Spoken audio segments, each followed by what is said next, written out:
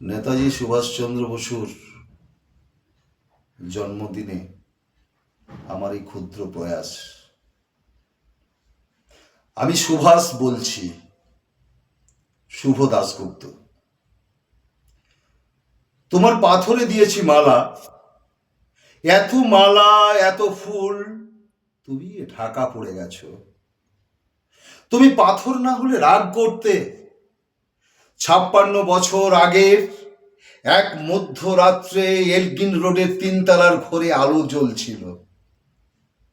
চাদর গায়ের এক ছায়া মূর্তি পায়চারি করছিল অবিরাম। বাইরের রাস্তায় ইংরেজ পুলিশের চর সতর্ক সজাগ চোখে দেখছিল। তাদের সব সতর্কতাকে কি বুদ্ধ বানিয়ে তুমি তখন অন্ধকার চিরে ছুটে চলেছ আলোর পথে। দেশের মানুষ, কাক পক্ষী কেউ টের পায়নি।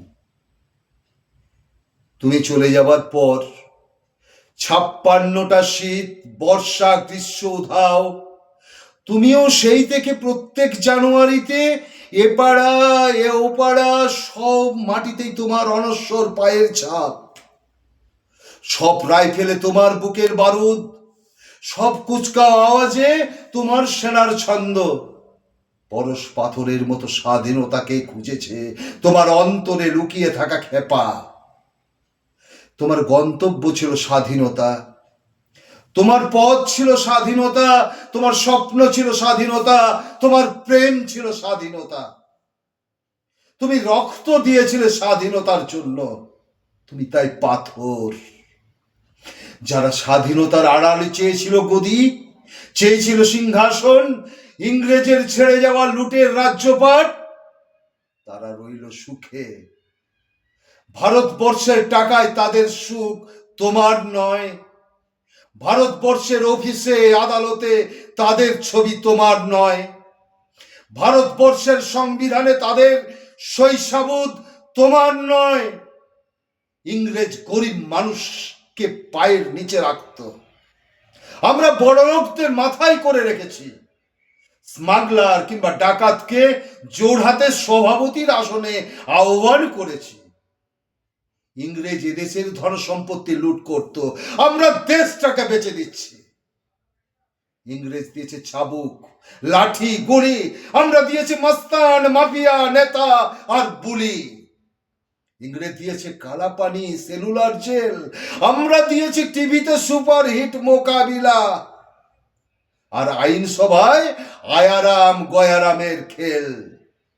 56 বছর আগের এক মধ্যরাতে পরাধীন এই দেশ ছেড়ে তুমি চলে গিয়েছিলে স্বাধীন এক স্বদেশে ফিরে আসার স্বপ্ন নিয়ে।